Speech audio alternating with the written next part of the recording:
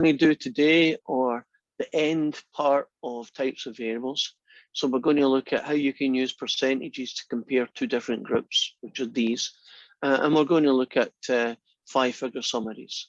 We're going to spend a fair amount of time on the 5-figure summaries. So that's going to be one of the things that will kind of, maybe if you like, slows down a little bit. So you hold with me, or whatever, for a few moments. I'll load it up and we can have a look at some of these guys. That's not the one I want. God, if I had a brain, I'd be dangerous.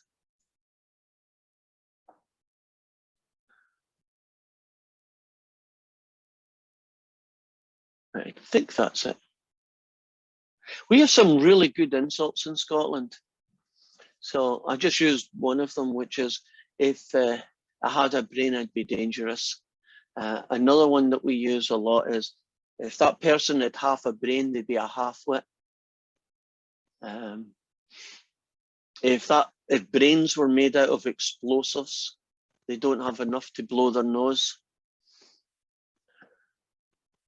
No.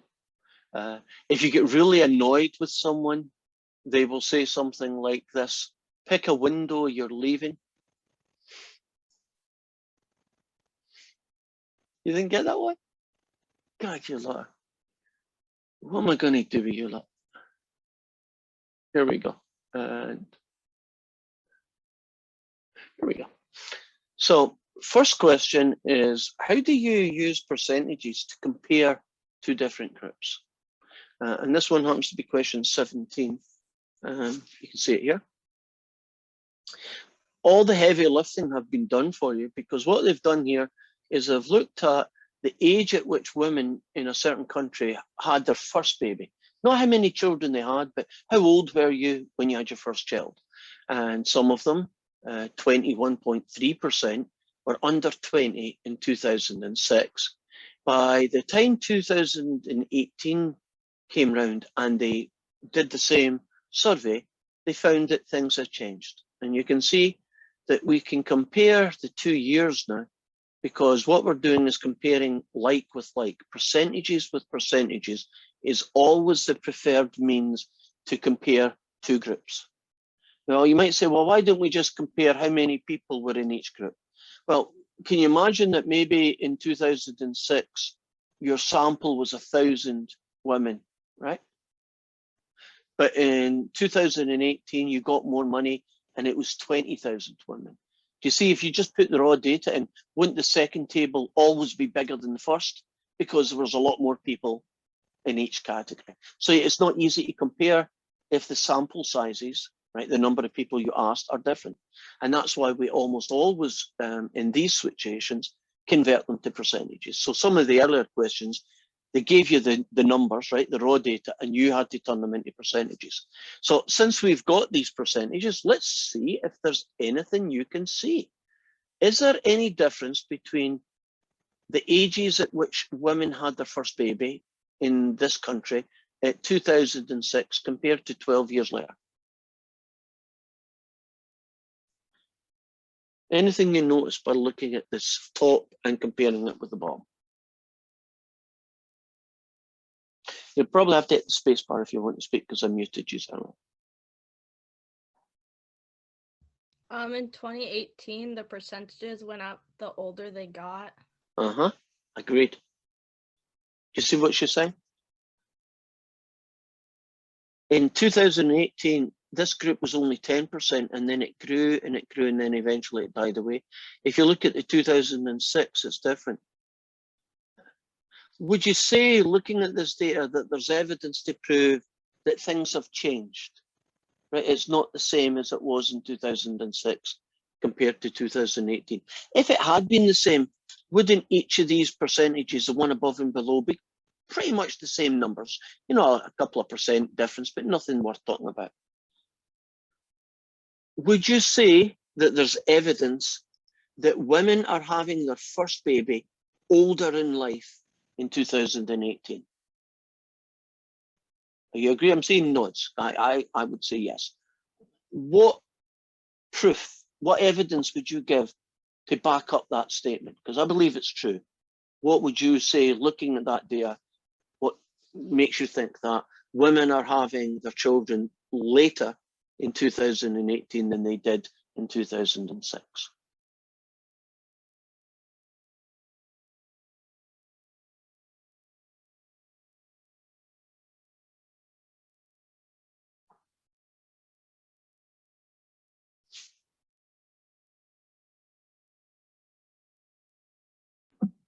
The percents are always increasing compared to 2006.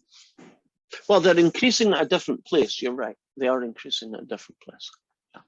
So if I was looking at this, I would say the under 20s were much higher in 2006. And then they did increase up to 20 to 24. And then everybody kind of tails off. But the difference is the comparison between them. I'll give you another comparison. Isn't the most common, the biggest age group was 20 to 24. But hasn't it increased to there? So in 2018, the age at which a woman had her first child, the most common age, the biggest one, was in the 25 to 29-year-olds. And then if you did 2006, it was this one. Now, this is the kind of data that social scientists love and government sometimes like as well, because it tends to reflect a change in society, right? I mean, if the age in which you get your child is later, isn't that probably also going to result in fewer children? Not saying it's guaranteed, but it's probably going to result in many cases with fewer children. So the government would be able to say, if this trend continues, America is going to have smaller family sizes. Anyway, and then social scientists say, I wonder why this is happening. Couldn't it be a career thing? Women are getting more educated. They want to start a career. And you know, if you're going to start a career, you probably will put off having your child to a little bit later. You know, you want to have a job, you want to get your degree finished. Some of you, that might be the reasoning for it. And so they go and they look at it, and it's cool stuff. It's good data. I like data like this. You can get all sorts of cool things. If we look at the first two questions, they're going to be dead easy. They take forever to scroll through, but they're dead easy. We are going to do a bar graph of this data. So for 2006, the under 20s was 21.3 degrees. And there's 4 bar graphs, and we have to pick the right one. And I'm just going to use the under 20s. I'm going to make my life easy. That's not 21.3 degrees, so it's not that bad. That one looks about 21.3, doesn't it? That one doesn't look like 21.3, and that one is about 25, so it's not 21.3. So do you see how I picked that one by just using the under 20s? I bet you if you check the others, it would also work. So that's a quick way of doing it. And you do the same for the 18s, so I'm going to scum by that. And then we have one of these fill in the missing words, right, from a sentence. In general, we see that women who had their first child in 2018 tended to be older than the women who had their first child in 2006. We've already mentioned that. The biggest difference, oops, I should go back up. The biggest difference, let's see what that ends up being. Well, that's what, about 11 degrees, 11% difference, 5, 4, 7, yeah. Would you agree that that's the biggest difference here to here? So that's 11%, and it was in the under 20s. So 11%, it was under 20s. So the biggest difference in the age group was the under 20s, which shows a decrease or an increase, a decrease of 11%. Are we cool with that? Right. And then to finish it off, they talk about the most common age group in 2018 was 25 to 29, right, for having your first child. And for the 2006, wasn't it a little bit younger?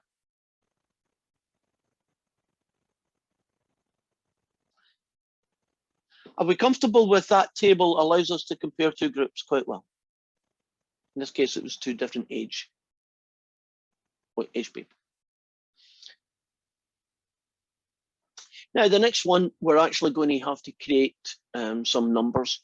So I got my calculator handy, and a group of college students were asked how they felt about their weight. They weren't asked, what do you weigh, or what's your BMI index, or anything else that's numerical.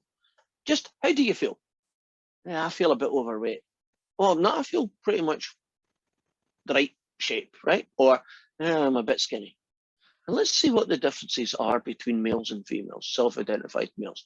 Of the 125 self-identified women, 31 said they were overweight. 91 said that it was about right. And only 3 of them felt they were skinny. And then they asked 75 guys the same thing. And 10 of them thought they were overweight. 36 of them said, yeah, I'm a bit the right weight. I'm happy with what I am. And 29 thought they were underweight. Are you happy about where that data? I just read the English and then turned it into the table. Okay. Now, this is called raw data. Raw data is when you use the number of people who said yes to whatever it was. Now, in this case, gender is the explanatory variable. Are you a man or a woman? And the response variable was how they feel about their weight. Right? Okay. Remember the response and that way. Now, we have to create percentages here now. So for the women, what percentage? And round your answer to the nearest tenth, which is on decimal place. Now, I can't do all of these. I'll try and do some. For the women, it's 31, right? And then what would you do? You would, well, you divide it by the total number. So the calculation would be 31 divided by the total number of women, 125, and then you times that whole thing by 100. And the answer you would get then is 31 divided by 125, and I make it 24.8%.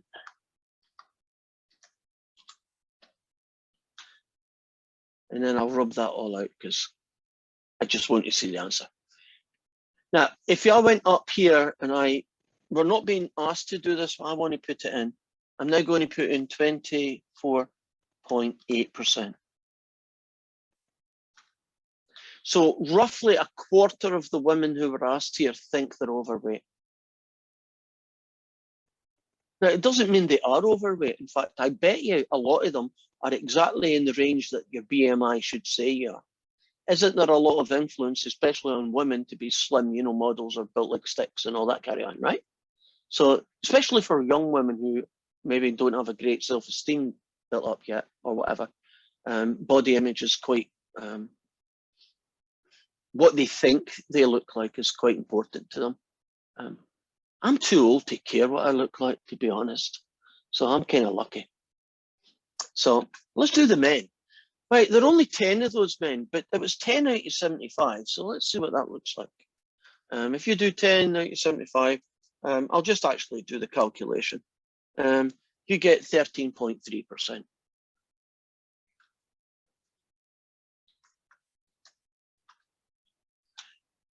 Now, that's the raw data.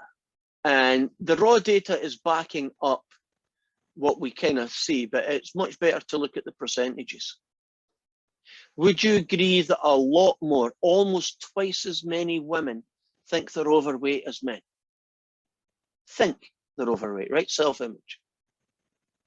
If I went over and did the underweight one, which I'll just tell you the answers, 3 divided by 125. For the underweight, it's almost negligible. only 2.4% of women, and it's a whopping 29 out of men, which is a whopping 38.7%. Would you agree there's a stark difference between what men think about their body and what women think about their body? And isn't it mostly, I'm putting my own opinion on this, it's stereotypes that are causing this. When a woman thinks what's a perfect ideal woman's body, weight, shape, whatever you want to call it, doesn't it make a lot of them feel overweight because they're not that shape? Actually, virtually nobody's the shape of a model anyway.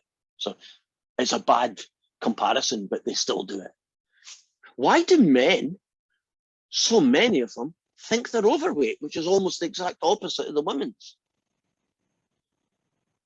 What the heck's going on with guys? Why do they think they're underweight? Yes, Isabel, what do you think? I was just gonna say, like, society standards definitely have a role in that. Like, guys kind of want to, like, as society says, like, they should be big and strong and bulk. So, you know, if they feel inadequate, they're like, oh, like, I'm wimpy or underweight or whatever. Yeah. But with girls, you know, they're portrayed as like, oh, dainty and small and stuff like that. So we try to be more small and fit and whatever. And whether that, like, that's just like society. It is. It's totally. saying that. I So agree it's with you. totally part of it. Yeah. I think that's a major reason. Now, you also got to take into account, which in my opinion is not really that vital, but men and women are different shapes. We are, right? Men are typically taller and heavier than women. So I guess that might have an influence on men thinking they're skinnier. But I think it's almost 90% of it is sheer societal, what society thinks a male or female should look like. And that's never been constant. Do you know, if you're in the medieval days, plump women were considered more beautiful than skinny women? Because plump women meant you were healthy and you got a lot of food and you would probably be able to bear children and live.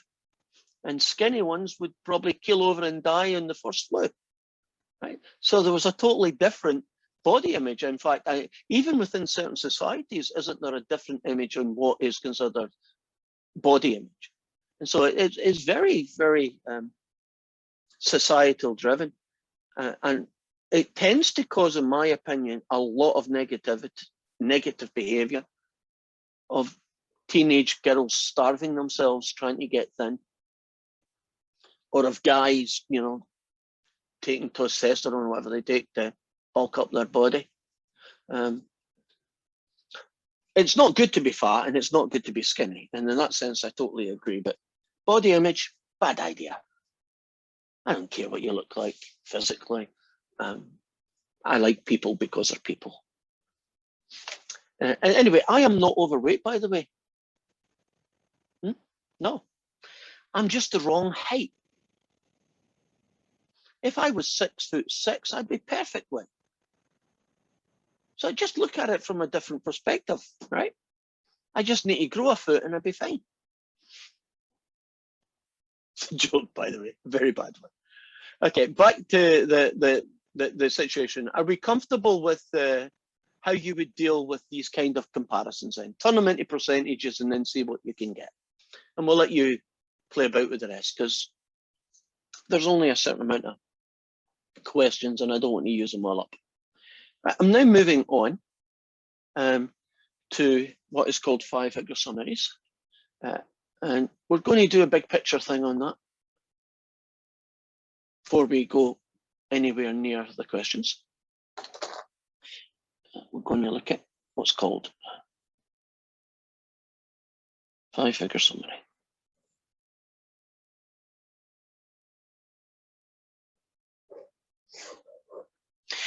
If my boss said to me, hey, Donald, go and look up HR records. I want to get a feel for what the age of people who work in our company are. And I said, not a problem, boss. And I went and I collected the 200 people who worked for the company and I got their ages and I wrote it down on a piece of paper. And I said, here, boss, You told me to go and find out what the ages were. Here's a piece of paper with 200 ages, right? Each one's the age of one of your workers. What do you think your boss is going to say to you? What am I going to do with this bit of paper? It tells me nothing, right? When you've got data, don't you kind of have to organize it in a way that you can get a kind of picture, a big picture of what everything's going on, right? It's no good just giving somebody a whole load of raw data and say, that's it. So one of the ways that we're going to take a set of data is create what's called a 5-figure summary. And a 5-figure summary is 5 numbers.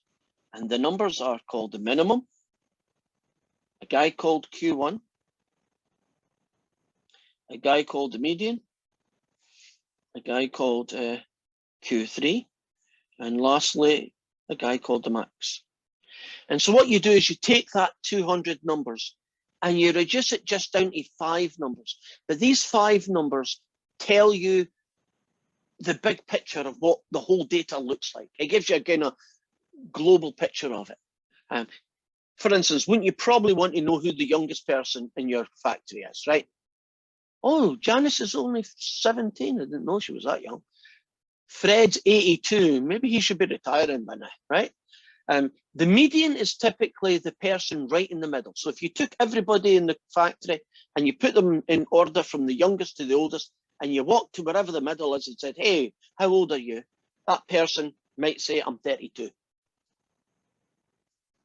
And she was 17 and he was, I think I said 83. And this person here was 25 and this person here, say, was 34. And this would be an example of a 5-figure summary. And what that does is it kind of tells you a lot of what the entire 200 people are like. So for instance, if I draw a little number line, it would look something like this.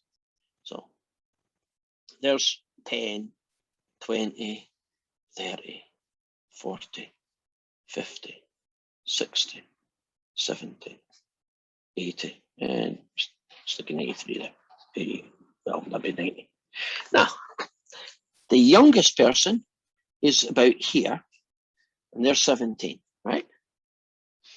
The middle is 32. So in this company, the average age is about 32, right? Oh, by the way, the median is sometimes also called Q2. So I'm going to use Q2 because it's easier. There's a minimum. 83, let's say it's about here. There's a maximum. Now, who's this guy Q1? 25 is about here, and it's called Q1. Between the minimum and Q1, see that range there? From 17 to 25, right? Between here and here. The bottom 25% of your workers, that's their age. Right? So somewhere in the 17 to 25, 1/4 of your workers are in that age group. You get a kind of visual picture of what that factory looks like. It's actually got quite a lot of young people in it, doesn't it? You know, 17 to 25s, 1/4 of your factory. Now, the middle, right, Q2 is this one here. And from here to here is another 25% of your workers. So from 17 to 25, 25% of your workers. The next quarter is 25 to 32.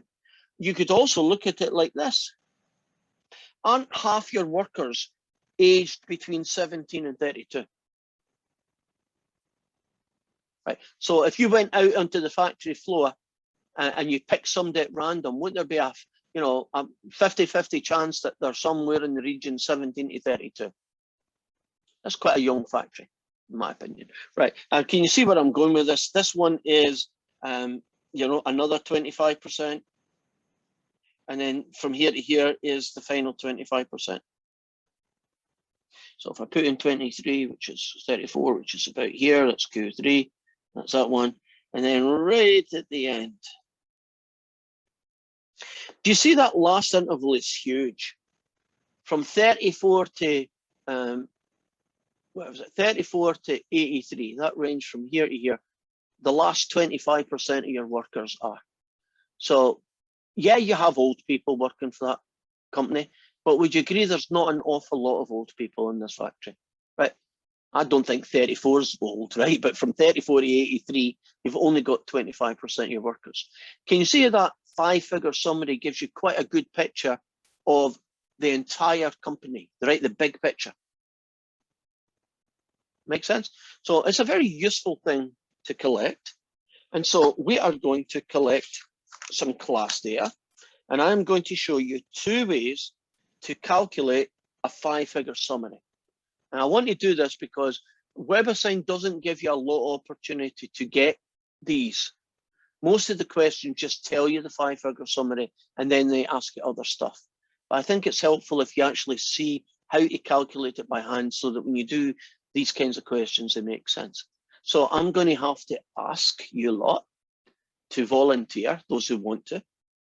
So it's not the military where you're voluntold, you are volunteering. And you are going to volunteer by telling me the number of siblings that you've got. So how many brothers and sisters do you have, right? And I think I'll do it kind of for easy counting. I'll show you how I'm going to do it. We're going to have rules for it, because, you know, I'm not insulting or trying to insult anybody's family, but let's just keep it simple for counting purposes. You only count a brother or a sister if you both share the same mum and dad.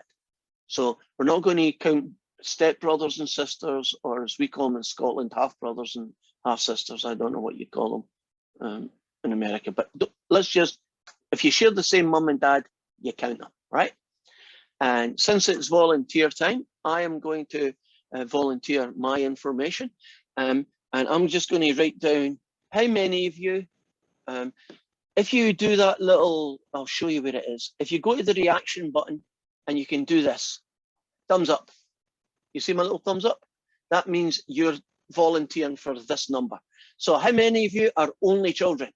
By the way, I'm not. Well, I see a 1 hand up from Brooke, so we're getting 1. How many? There's 2 of you all together. 1, 2, 3, 4. Okay, there's 4 of you. 1, 2, 3, 4. How many 3s? 1, 1, 1, 2, 3, 3. How many 4s? 1, 2, 4. Interesting. Do we have any 5s? 1, 2. Cool. Any 6s? Any 6s? Any 7s? The reason I'm keep going is because I haven't given you mine yet. Any 8s? Any 9s? Okay. I'm 10. I'm 1 of 10. Anybody get more than 10 and they want to volunteer it? Okay. What I did there is I collected a sample. And let's see what that sample looks like. A whole list of data, you know, like 200 numbers. It's not as big. 1, 2, 3, 4, 5, 6, 7, 8, 9, 10, 11, 12, 13, 14, 15. So 15 of us volunteered that answer. I may have missed some of you, so it could have been more. And from this set of data, we are going to find our 5-figure summary. And I'm going to take you through how you would do that. Let's put in all the guys that we're going to get, and then we'll start filling in the numbers.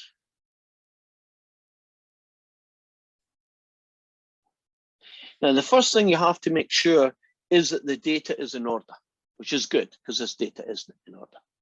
And a couple of them are dead easy. Would you agree that the minimum one is 1 and the maximum was 10? Are you happy about that? Now, the guy in the middle, if there's 15 people, the guy in the middle is guy number 8. And you might think, wait a minute, half of 15, 7.5. How do you come up with 8? Well, watch. 1, 2, 3, 4, 5, 6, 7, 8. Do you see that guy? column Q2, isn't that guy in the middle? Aren't there seven people to the left of that person and 7 people to the right?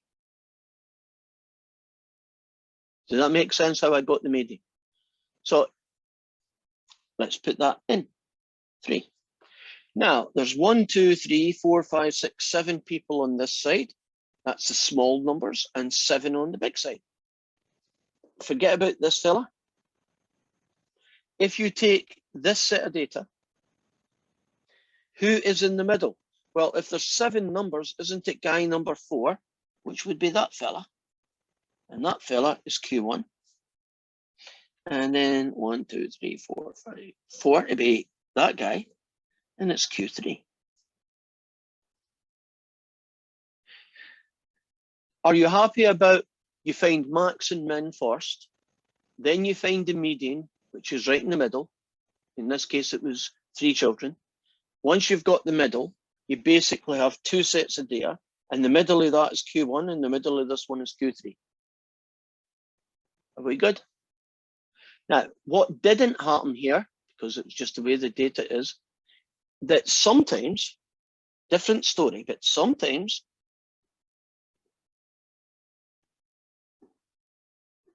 you got a whole set of data, right? 1, 2, 3, 4, 5, 6. There's only 6 numbers here. Agreed? 1, 2, 3, 4, 5, 6, right? 6 numbers. So what do you do about the middle? Oh, do you see that when it's 4, 6, 26, there's always going to be 2 numbers in the middle, not 1. So when it's an odd number of data points, you get 1 guy, and that's easy. But when there's 2, there's that. How do you pick the median? Let's say it was the median of this fella. What do you think you do when there's 2 guys in the middle? Add them up and divide it by 2. And you get 4.5, and you call it good. That's what you do. So if you want to create a 5-figure summary, if any of you are doing any kind of science work, lab work, and you've got a whole load of data and you want to summarize it, a 5-figure summary is actually quite a good way of doing it. It's not the only way, but it's quite a good way of doing it. Because there's going to be some variation in your experiments, right? Now, I'm now going to show you how you do that on your calculator.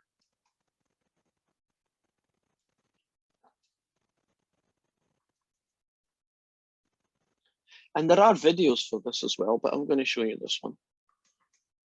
And there's going to be a little bit of discrepancy. And all I mean by that is that the calculator and doing it by hand don't always agree. And it doesn't mean you've done anything wrong. It just, calculators aren't as clever as people. And it's hard for them to do, oh, there's an even number and then you cover it up, or you don't cover it up and then you split it. So if that does happen here, which it may well do, that's okay, it's allowed to. So I'm going to show you on my bigger calculator. Here we go. Oop. Are you looking at a nice big calculator on the screen here? So what you would do to get a 5-figure summary is obviously you switch your calculator on. And if you want to look at this, watch the video, because they always end up in Canvas, right? This video included. And you can just, zoom to the bit where you see the calculator and just pause it there and then play it over a couple of times. You hit the start button. You choose option 1, which is edit, and you press enter. You then type in your data. And that might take me a little bit of time, but here goes 1. There's going to be 1, 2, 3, 4 2s.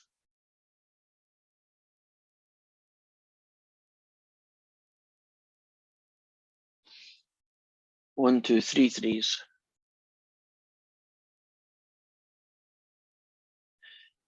4 4s.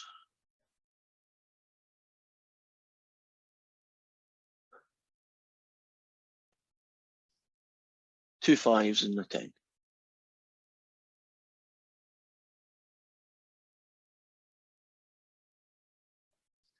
Okay, so you type in the data. That's basically just, instead of writing it down, it's now in the computer stored. Then once that's done and you're happy it's correct, you hit the start button again. You move to the right where it says calc, and you get it to move to the right by hitting this button here once. And the guy you want to choose is one variable starts, and you hit enter. And that little flashing cursor, because I've got an old one, it does this. Some of you have got a new one, it's got a little table and you can figure out that yourself. But for this one, it looks like that. So what I'm now going to do is type in where the data was stored, and it was stored under L1.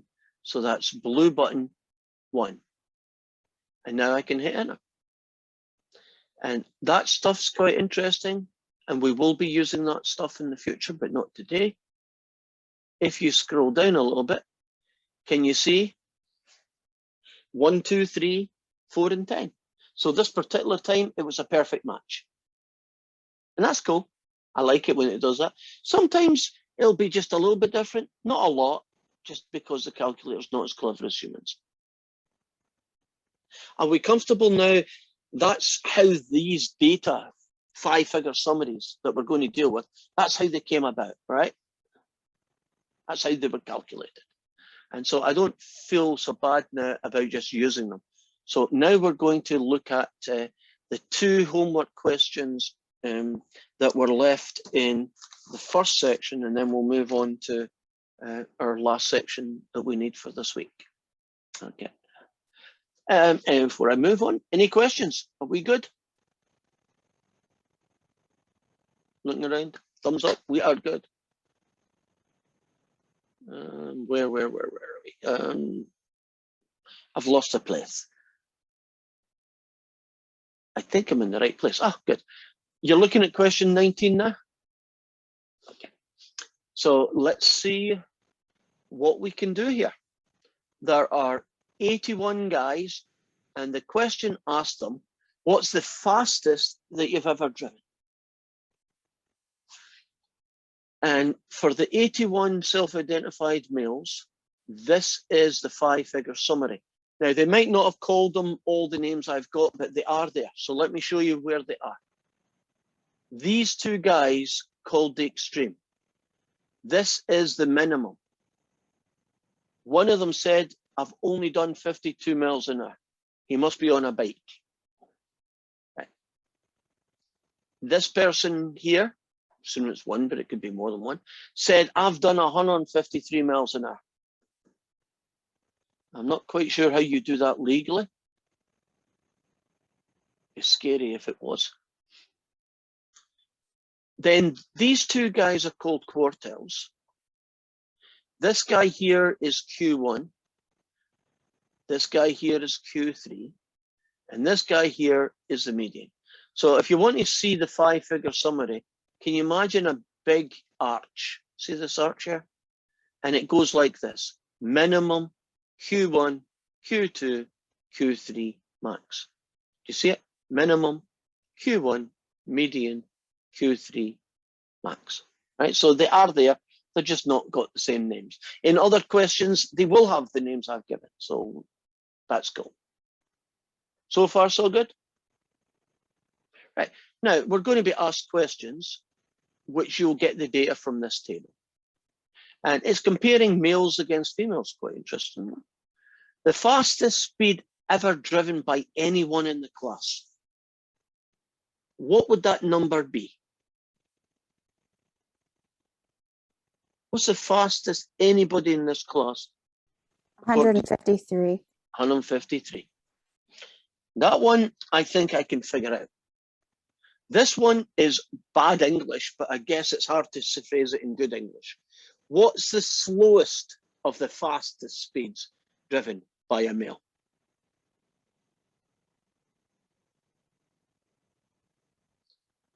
$52.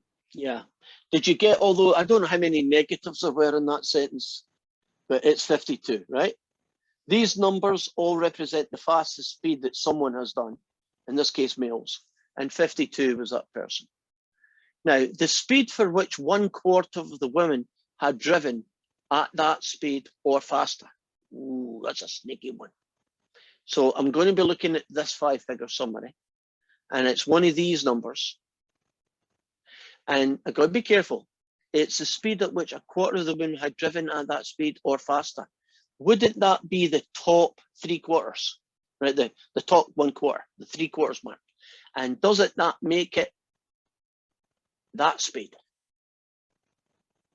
Isn't Q3 the place where the top 3/4 live, right? The last 3/4. So that's going to be 96. And this one has the word proportion in it.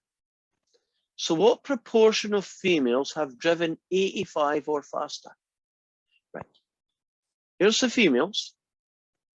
85 or faster. Proportion is either a decimal or a fraction. Percentage is a percentage, right? So what fraction or decimal version of that fraction did 85 or faster? 0.5 or 1/2. Right? A half or 0.5. You nailed it. I don't know because I haven't got your version on, but if you do 0.5 and it doesn't like it, just turn it into a half. If you do a half and it doesn't like it, type in 0.5. Remember, you get 5 shots. If it's really nice, shouldn't it accept both? Right, so you won't matter. Now this one is even sneakier. Not what proportion, but what number of females, right? How many of them? Well, it's a bit of a trick question. Since this sample had 100, and isn't it half of them did this speed or faster? Wouldn't it just be a half of 100, which is 50? I think it would have been better if you did it with the guys. If I said to you, no, actually it probably wouldn't quite work, but if I said approximately, how many guys did 102 or faster, wouldn't you be looking at roughly a half of 81, which would be what, 40 or 41 people? It's kind of borderline which of the two it is, right? Half the people, 41. Any questions about that before I move on? Are we a little bit more comfortable about what Q1s and Q3s are? Yes, Barbara. Can you explain C again? I'm just having a hard time understanding the language. Okay, let me try and draw a little picture of what the heck's going on, because sometimes it helps visually. So what we've got in the women here is an 80, a 28, good grief, 28. Oh well. Q1, the median. Q3, and then finally the maximum. And we're being asked in question C, the speed at which 1/4 of the women, so we want to know what speed that would be, that 1/4 of the women had driven at that speed or faster.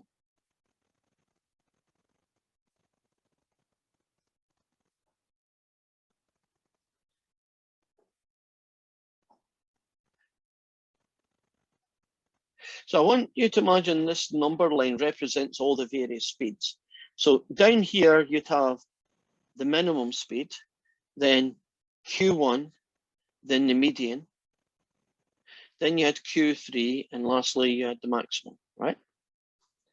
Now, in each one of these little areas, 1/4, 25% of the people exist in that group. So, for instance, 96 or faster, right? That would be 1/4 of the people.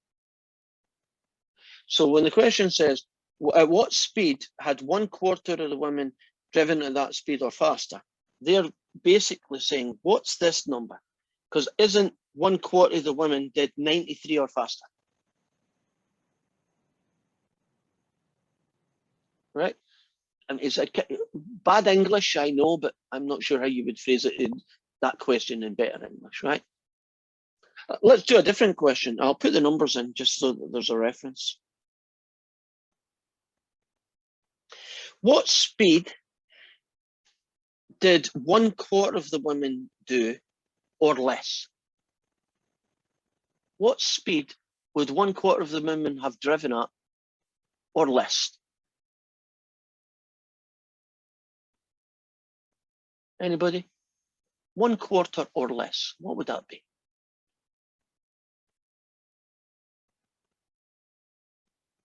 Would it be 81? It would. That would be 1/4 or less.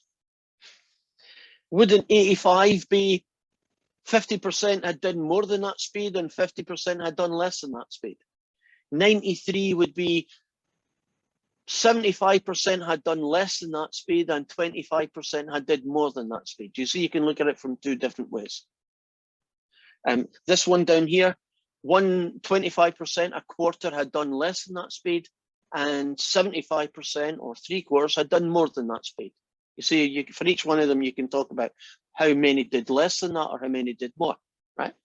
So at the 1/4 mark, you've a 1/4 this side, but 3/4 that side. At Q3, you've a 1/4 left at this side and 3/4 at the other. That help? Okay. So we are finished with that stuff. Let's look at 20.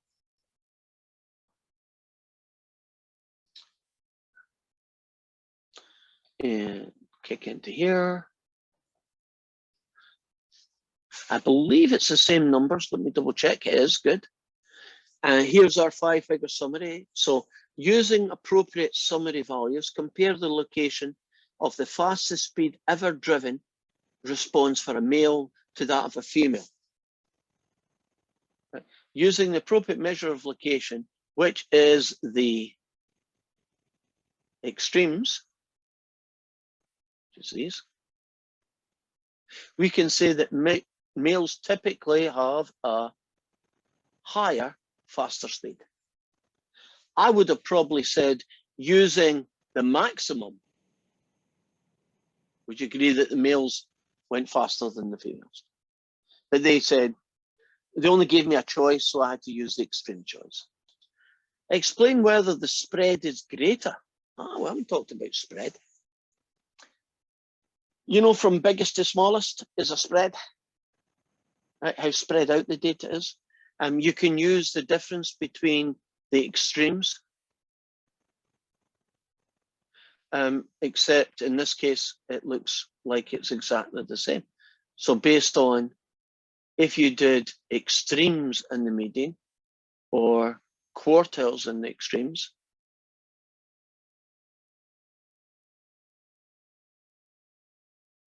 I would say, let's check that in my brain, it's about roughly the same.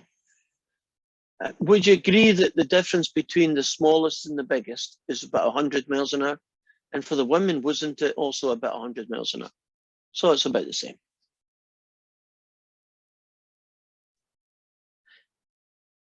Are we good? Right. Okay.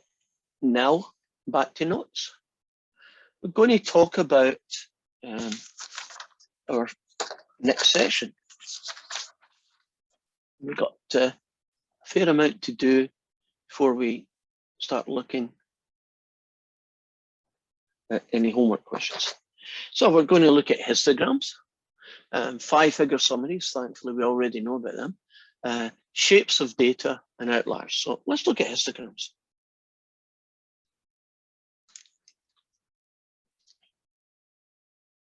Let's suppose I had a chess club and we got the ages of the people.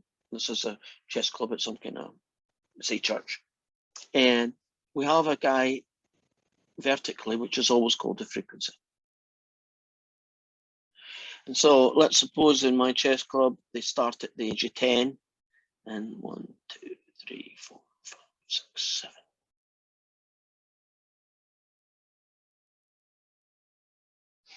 And I have one kid who's 10 years old. I don't have anybody who's 11. I have 3 who are 12 years old. I have, 6 who are 13 years old. And let's do one more.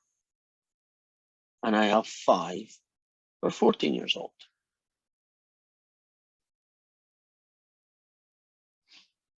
That's what a histogram looks like. In a lot of ways, doesn't that look just like a bar chart? It's got rectangles, it's got two axes, it's got the usual kinds of things, but it is different. One of the differences is, do you notice that in a histogram, there's no spaces between the rectangles? That's the first difference. Do you notice that in a histogram, you can have a space where nobody was 11 years old? If you do a bar chart and nobody said red, won't you probably just not even bother to write down red? Because nobody said chartreuse and nobody said black envy, or who knows what the colors are called, right? Wouldn't you, in a normal bar chart, wouldn't you typically only put the things that you had data for, right? If I was collecting data on favorite TV shows and nobody said they liked watching XYZ, wouldn't you normally just ignore it and not put it in your bar chart? Because there's an infinite number of things people don't watch, right? And you'd only really do it. But in histograms, just because nobody's 11 years old doesn't mean that that disappears and I kind of crunch everything together. Nobody being 11 is important information as well, so it's included in your histogram. So that's the two main differences. Gaps are useful and no spaces, meaning from consecutive values that exist, there are no spaces. So what we're now going to do is talk a little bit more about how you describe histograms, how we use technical words to try and explain what's visual in terms of words. And the first thing we tend to do is that instead of actually drawing lots of rectangles, I'm just going to do that shape. Now, I want you to imagine that that shape is really a whole load of rectangles. But you see, it's just a lot easier just to draw the curve, right? So although the things I'm drawing are curves, I want you to just imagine that's just a shortcut because he doesn't want to draw rectangles, right? So back to my naming. Let's talk about the first term that we use a lot. If you have a histogram and it's a single hill and it's relatively balanced, it doesn't need to be perfect, nothing in real data is. We call that symmetric.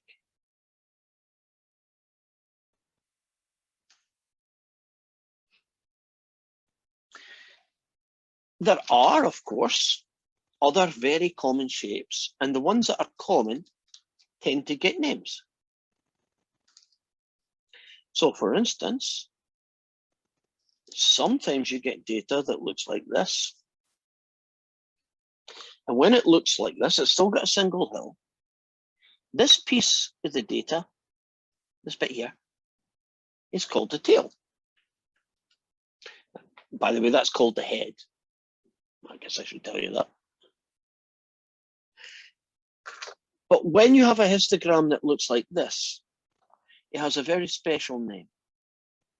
It's called skewed to the right. You might see it in some textbooks called right skewed. I don't care which term you use, they both mean the same thing. Now you might say, that's a funny name. I probably would have called it left skewed, you know, because this is over on the left-hand side, but that's not. It's what the tail does that decides the name. So the data is skewed to the right means it keeps on going to the right for quite a long time. On the other hand, you sometimes get data that looks the other way. Can you see my tail going that way? I don't think it's going to take much to figure out the name that we use for that guy.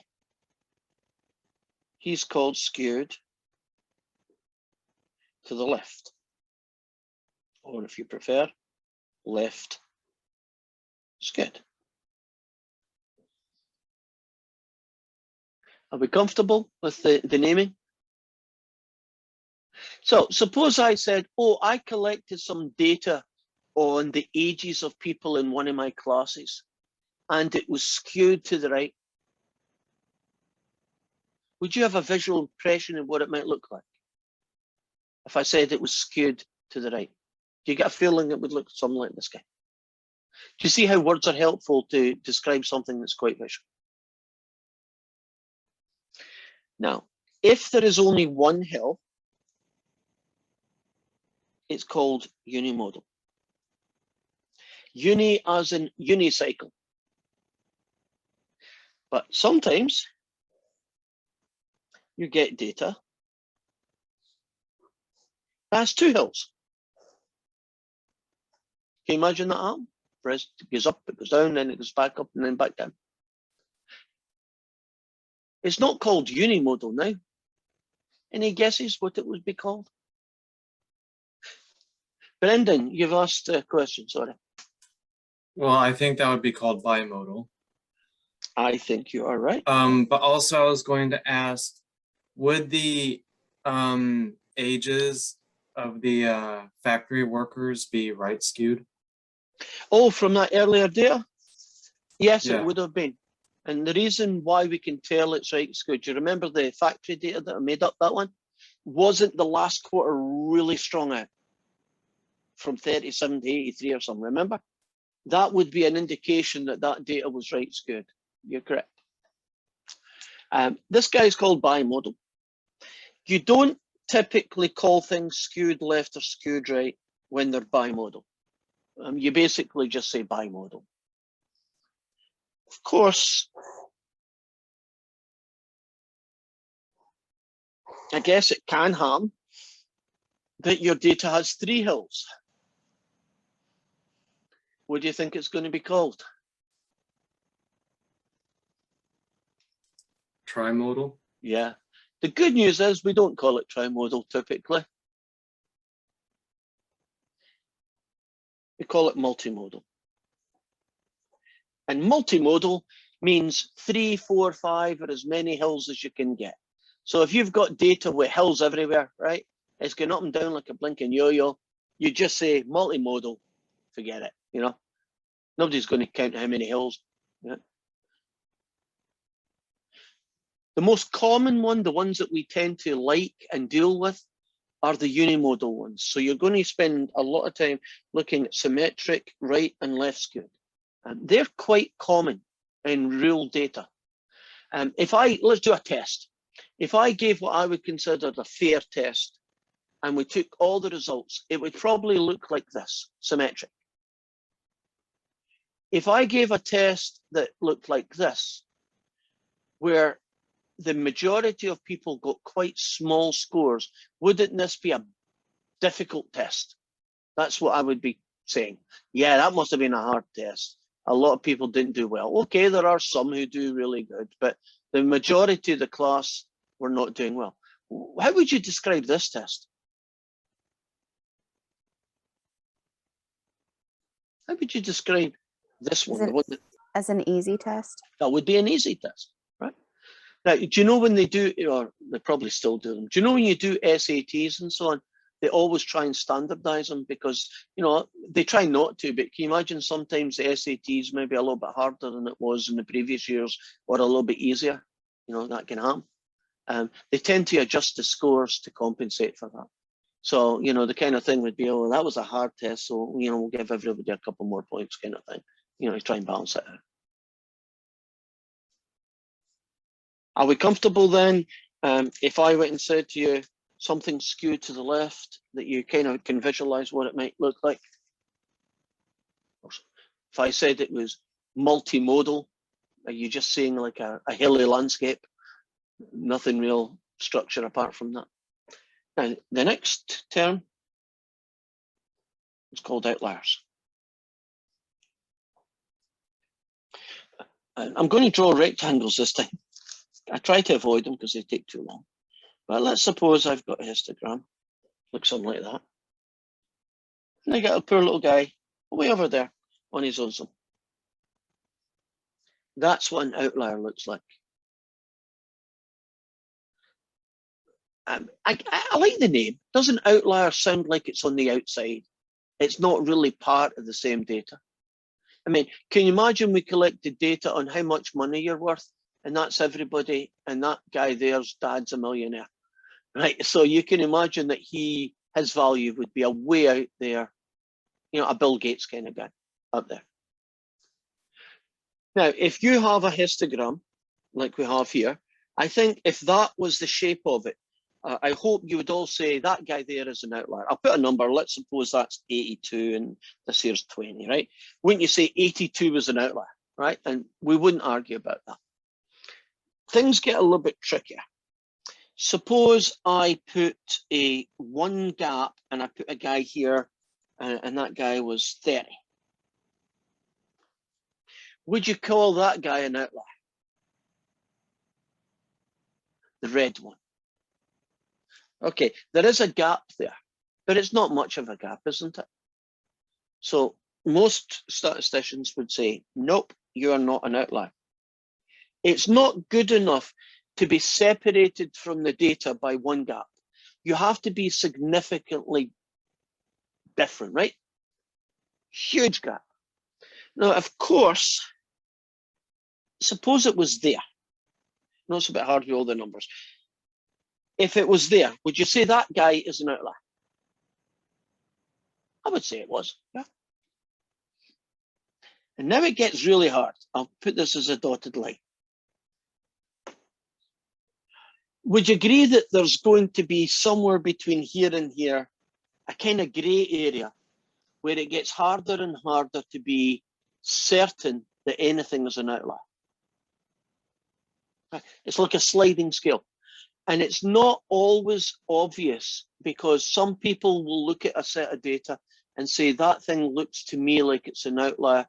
And other people will say, yeah, I know there's a gap there, but I'm not convinced it's enough of a gap to call it an outlier, right? The good news is that later on, we'll show you there's a test that we can use, right? A numerical test that takes away the guesswork.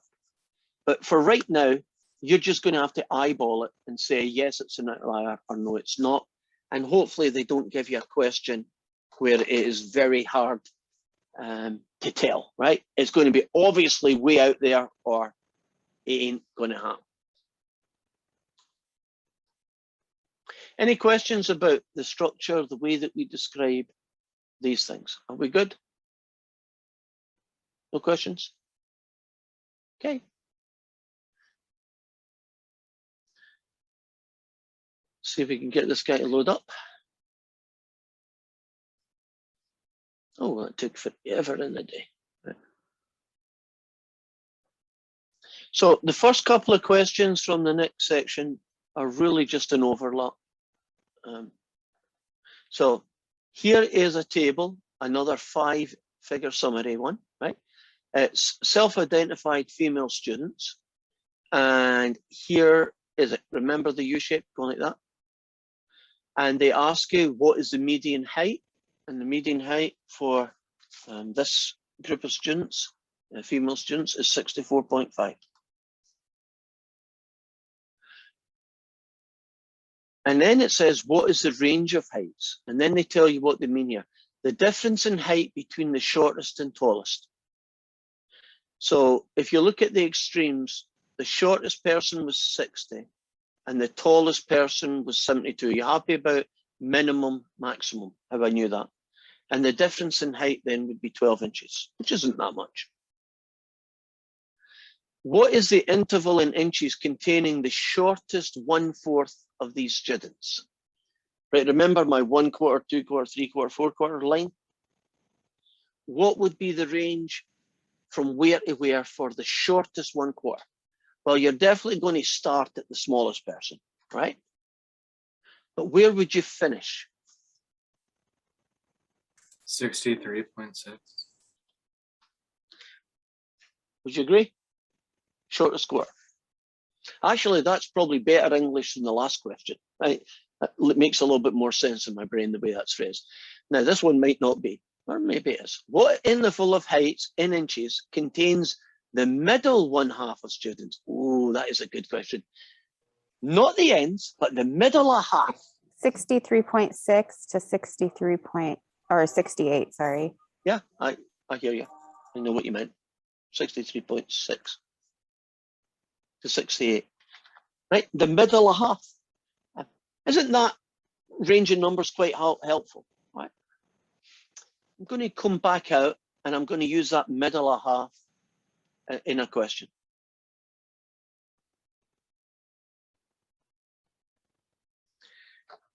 I do have two stats classes. I'm going to call them Class A and Class B.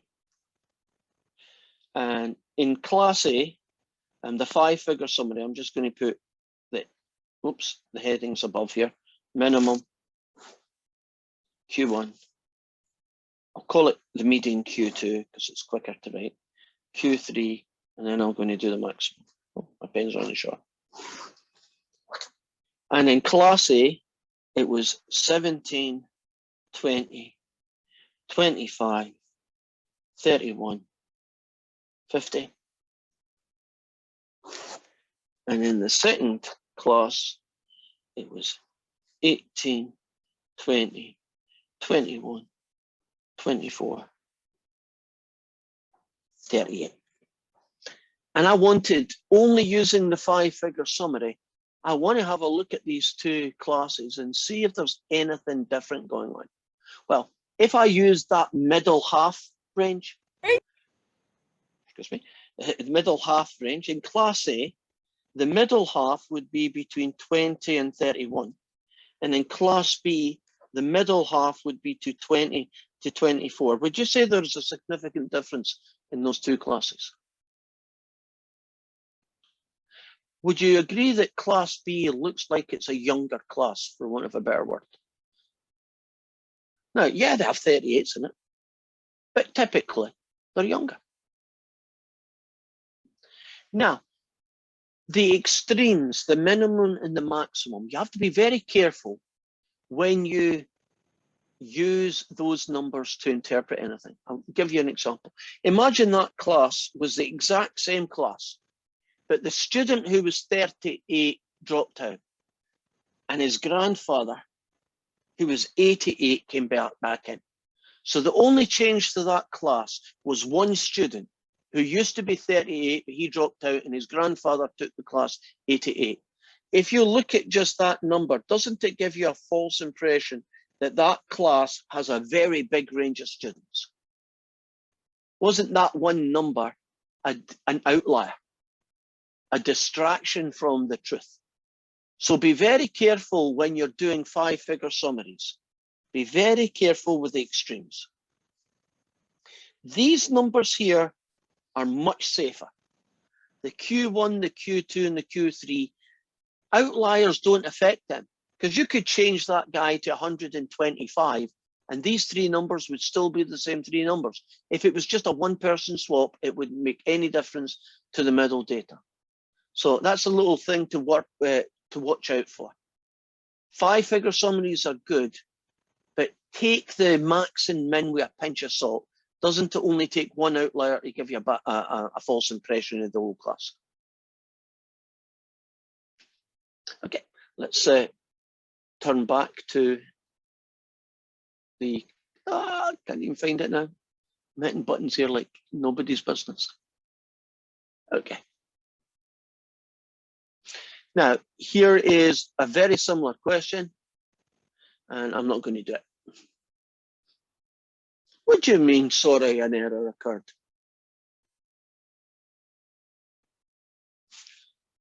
Okay, we can't do that question because there's an error. Okay. Here's some data. Here's our first histogram.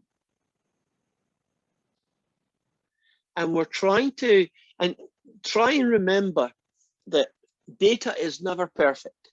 So don't look for a perfect hill or a perfect skew to the left or a perfect skew to the right. But if we've only got three choices, symmetric or bell shape's another name for it. Does this data look symmetric to you? Does this data look like it's got a little bit more on the left or a little bit more on the right? Or, I guess that's it. Which of those three fits that data the best? None of them are perfect, but which one fits it the best? I agree. I see a finger. Now, This next question, I think we'll all be able to answer a lot easier.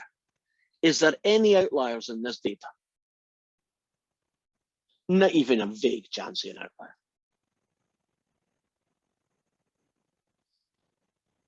Well, since there isn't one, I don't need to do that. Now, what is the most frequently reported value? So if you go to this, can you see that 7 hours of sleep was the most common number that people, I guess it's college students, yeah, college students said they sleep 7 hours. And so it was 7 hours. And then it said roughly how many students slept 8 hours. Now, if you click on the picture, do you see it tells you 8 hours, it was 15 students? Do you see what I just did there? I clicked on the picture. And 8 hours, it was 15 students. What? Do that again.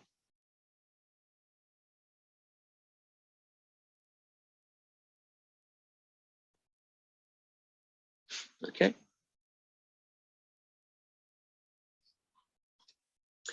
We're done. You like that? Okay. Okay, what have we got? Yeah, I've got time to do this and then we'll have to call it a day for today. Some of you are going to be nurses, I'm assuming, or at least in the medical world, because a lot of people who do intro to stats, that's their thing. So anybody want to tell me what diastolic blood pressure is?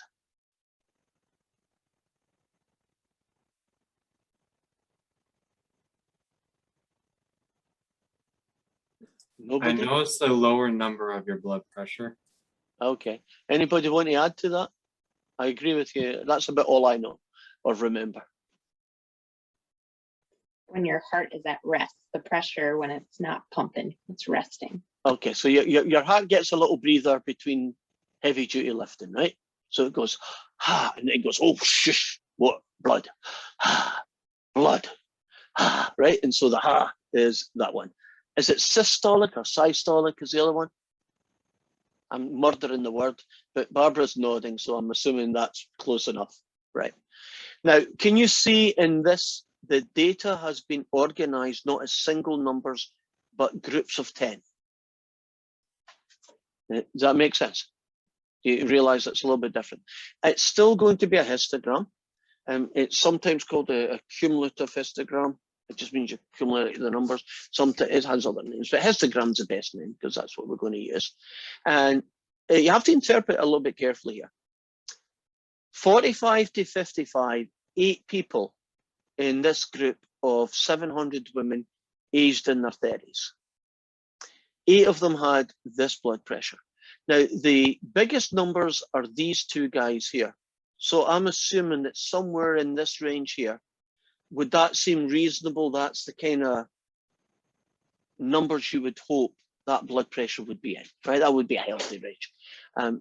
These 8 people have quite low diastolic, and these people here are probably going to have to be on medication, I would guess. So the first question we're going to do is create a histogram, and they give you 4 pictures. And do you know that the histogram is using percentages? So I guess I should call that a relative frequency histogram, even if they don't. And now I'm going to do use salt.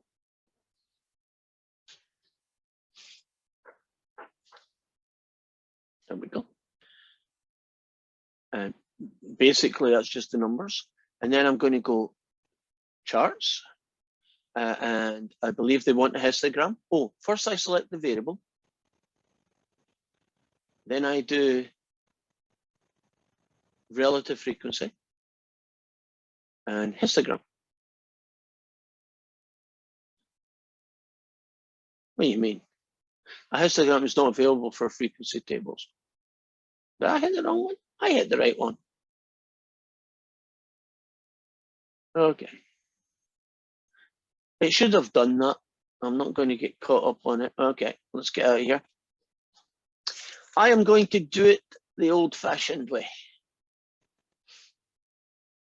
I wonder if it's just got corrupted in some way. Okay. Yes, Forbes, Paige, I should say. What's up? So if you go back to charts and graphs, I think Right. it gives you the option, Oh, recalculate.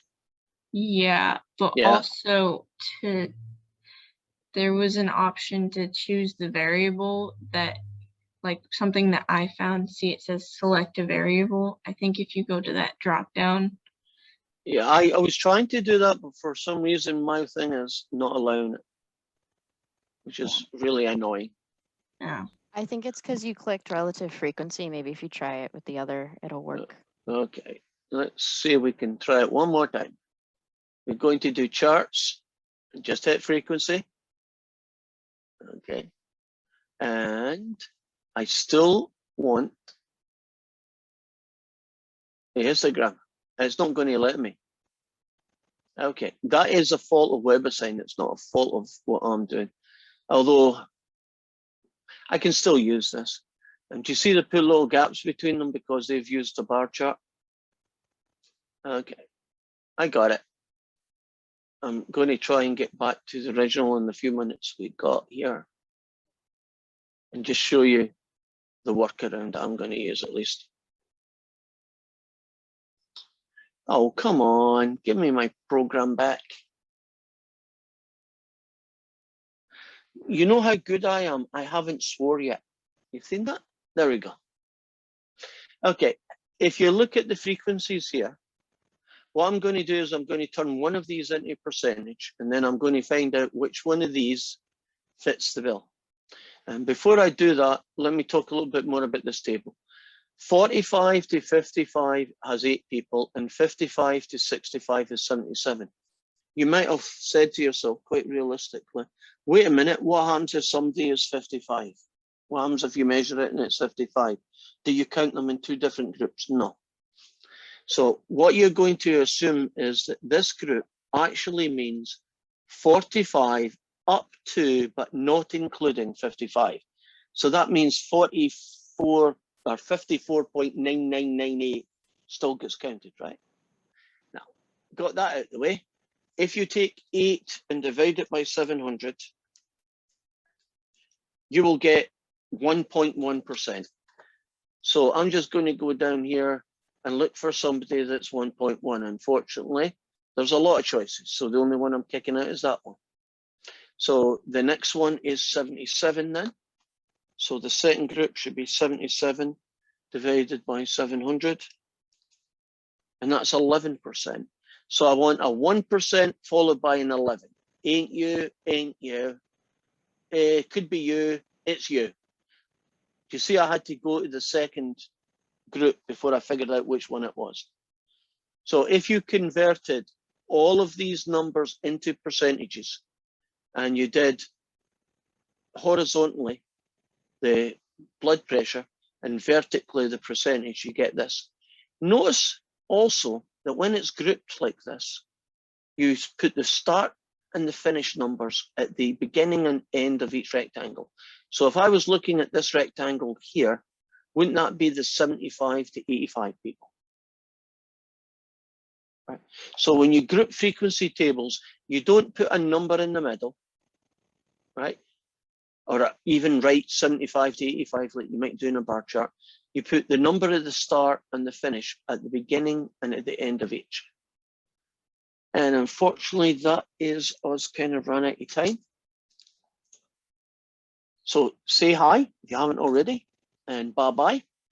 And I will hang about, and maybe I'll figure out how to get Salt to do bar charts, not bar charts, histograms. That's it. Bye-bye, guys. As soon as you've said hi. Thank you. Bye. Okay. You're welcome. If you have any questions, hang about in the end and I'll try and answer them.